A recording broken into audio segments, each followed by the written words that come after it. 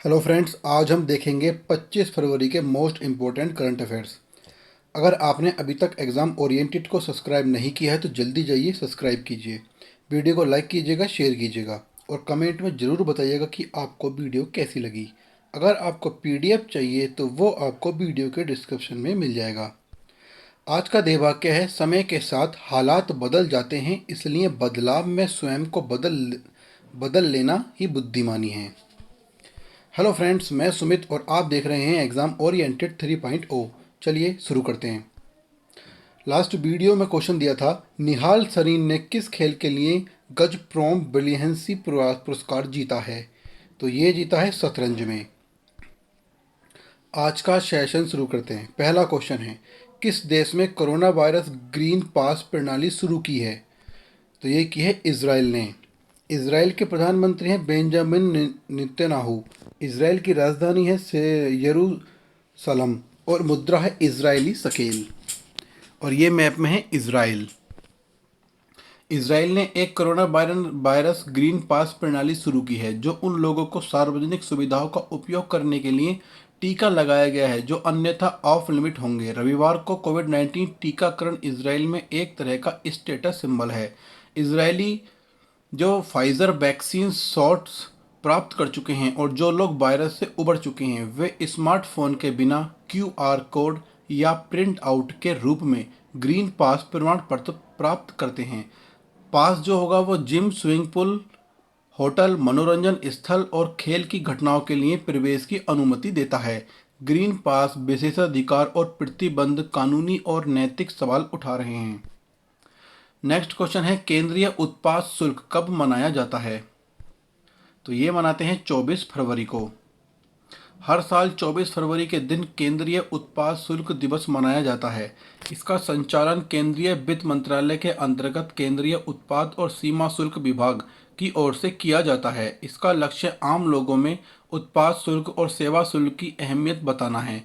24 फरवरी 1944 को केंद्रीय उत्पाद शुल्क और नमक कानून लागू किए जाने के उपलक्ष्य में हर साल इसे मनाया जाता है। 1944 में आज ही के दिन केंद्रीय उत्पाद शुल्क और नमक कानून बनाया गया था। देश के औद्योगिक विकास में केंद्रीय उत्पाद शुल्क विभाग की महत्वपूर्ण भूमिका है। देश भर में टैक्स के भुगतान को आसान बनाने के लिए इस विभाग ने टैक्स सिस्टम में कई सुधार किए हैं, जिसमें कई प्रकार से तकनीक का भी इस्तेमाल किया गया है। नेक्स्ट क्वेश्चन है, महिलाओं को आर्मी में शामिल होने का अधिकार किस खाड़ी देश ने प्रदान किया है? तो ये किया है सऊदी अरब ने। सऊदी अरब के किंग हैं मोहम्मद बिन सलमान और यहाँ की राजधानी है रियाद और करेंसी है सऊदी रियाल। और ये मैप में है सऊदी अरब। सऊदी अरब की डिफेंस मिनिस्ट्री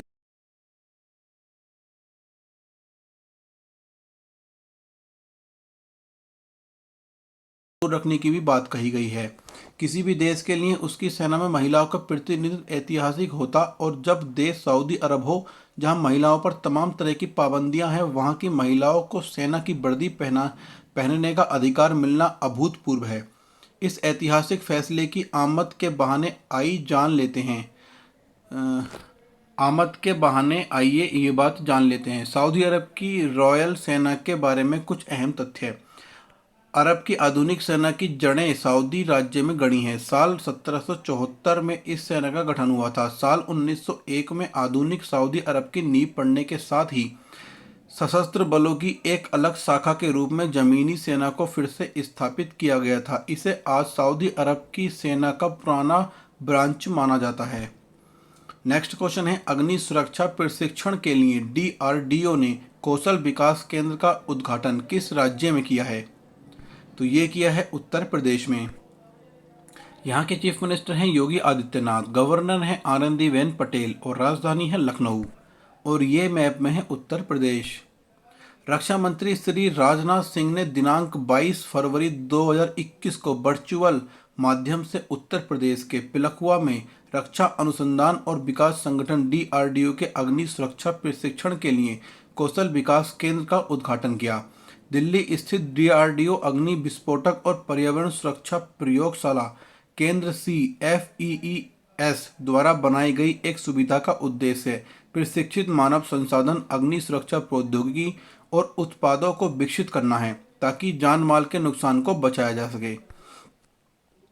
नेक्स्ट क्वेश्चन है, भारत में किस राज्य के लिए वर्ल्ड बैंक के साथ $68 मिलियन का ऋण समझौता किया गया है?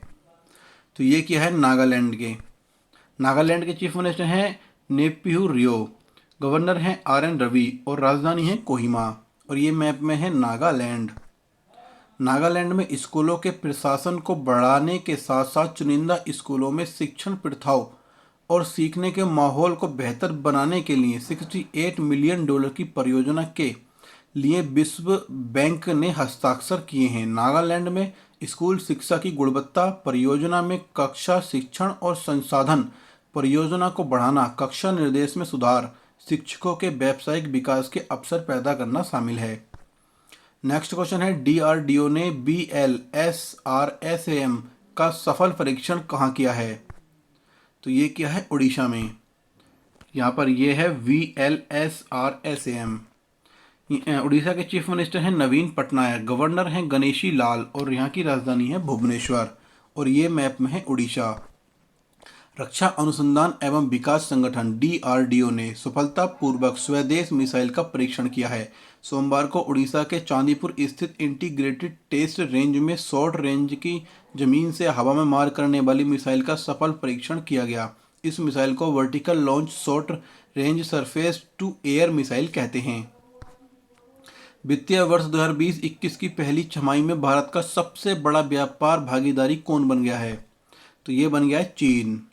चीन के प्रेसिडेंट हैं शी जिनपिंग, कैपिटल है बीजिंग और करेंसी है रोम्बजी।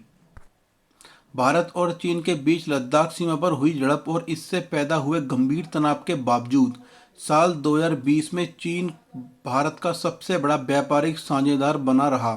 पिछले वित्तीय वर्ष में भी चीन का सबसे बड़ा ट्रेडिंग पार्टनर था। पिछले साल दूसरे स्थान पर अमेरिका और तीसरे पर संयुक्त अरब अमीरात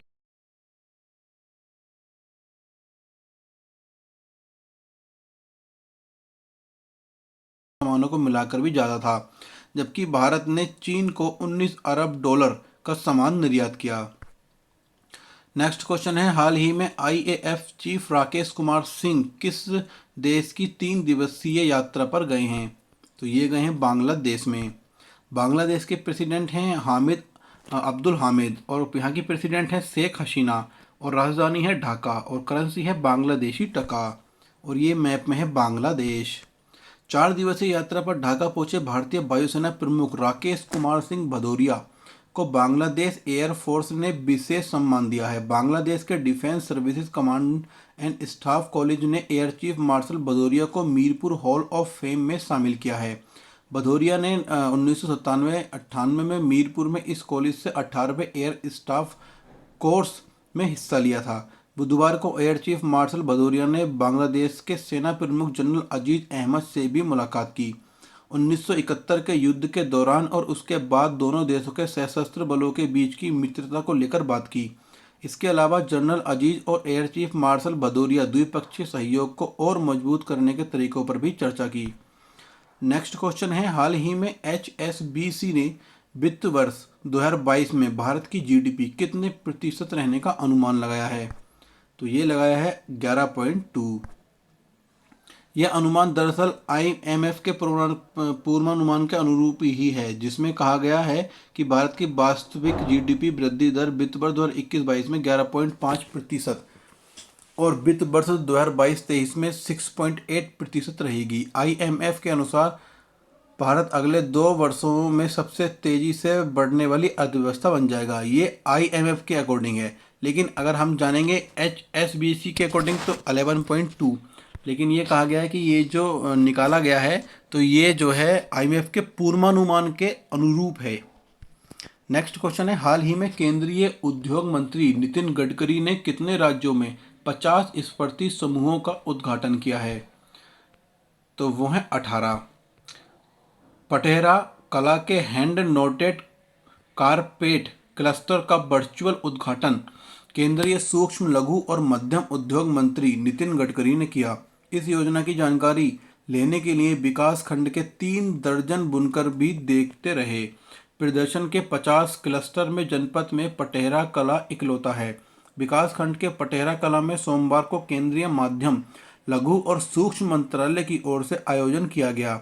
यहाँ से अब बुनकरों को ट्रेनिंग दी जाएगी और पर्याप्त रोजगार के अवसर मिलेंगे। इसके साथ बुनकरों को पलायन नहीं करना होगा। हैंड नाइटेड कॉर्पोरेट क्लस्टर बुनकरों के लिए वरदान साबित होगा। इस क्वेश्चन का जवाब आपको बताना है कमेंट में। हाल ही में हावड़ा कालका मेल का नाम बदलकर किसके नाम पर रख दिया गया है? किसके नाम पर रखा है और क्या रख दिया गया है, दोनों का आपको कमेंट में बताना है आंसर। अगर आपको वीडियो अच्छी लगी तो लाइक कीजिए, शेयर कीजिए, सब्सक्राइब कीजिए, बेल आइकन को ऑन कीजिए।